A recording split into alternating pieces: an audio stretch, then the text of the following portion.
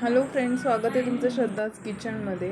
तर आज करणार आहोत चिकन जे फ्राय करतो आहे आपण स्पेशली त्याच्यासाठी मॅरिनेशन. इथे सगळे इन्ग्रेडियंट्स दाखवले. त्याच्यानंतर चिकन घेतलं आहे, याच्यामध्ये खडे मीठ टाकून घ्यायचे. चिकन छान स्वच्छ करून घ्यायचे. त्याच्यानंतर खडे मीठ,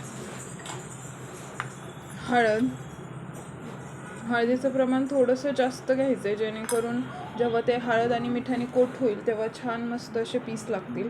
याच्यानंतर टाकले आलं लसूणची पेस्ट, आणि नंतर जी काळी मिरी आहे त्याची पावडर टाकायची. पावडर नसेल तर काळी मिरी छान बारीक करायची आणि ती टाकून घ्यायची. धने पावडर टाकायचे 1 ते 1.5 चमचा.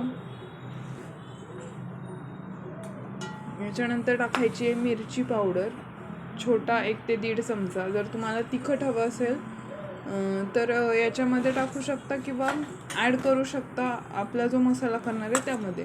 याच्यानंतर दही टाकून घ्यायचे. दही थोडंसं जास्त टाकायचे, 2 चमचे तरी ॲटलिस्ट दही आपण टाकून घेणार आहोत. याच्यानंतर थोडंसं लिंबू पिळून घ्यायचं याच्यामध्ये, जेणेकरून हे सगळं छान कोट होऊन मस्त असं आपलं फ्राय बनेल.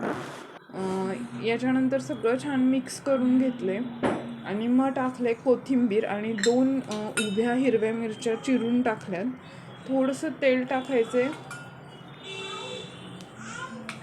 आणि तेल टाकल्यानंतर हे सगळं छान व्यवस्थित मिक्स करायचे.